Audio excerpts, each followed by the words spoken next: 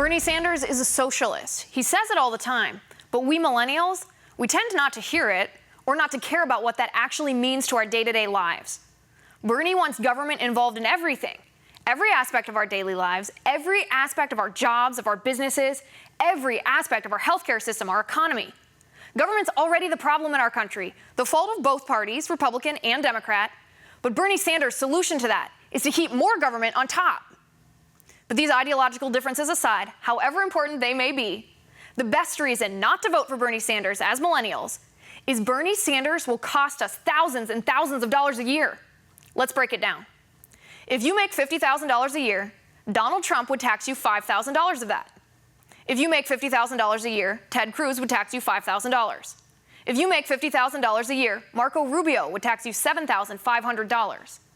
But if you make $50,000 a year, Bernie Sanders, the man who thinks he owns your money, would tax you $13,600. And that's just ordinary income.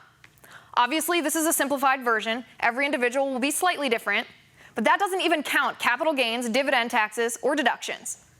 $13,600. That's over $6,000 more dollars than the next highest candidate's tax plan.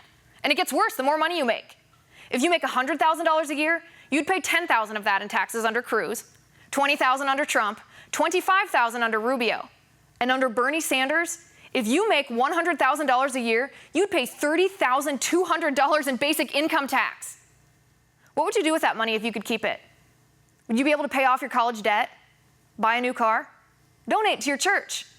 Invest in the stock market for the first time? Buy a new purse? Give to charity? Buy your first home? Pay off your credit card bills? Or start that business you've been dreaming about for years? Or lend a helping hand to those in need? Bernie Sanders doesn't want to give you that choice. Bernie will take your money. Bernie will decide how to spend it. And we'll all be left with thousands and thousands of dollars less than we earned. That's my final point. You can always reach me on Twitter at Liz_Wheeler. And if you liked the show, please send me an email at oann.com/contact. We'll be back tomorrow with all the debate analysis you can handle. And until then, have a great night.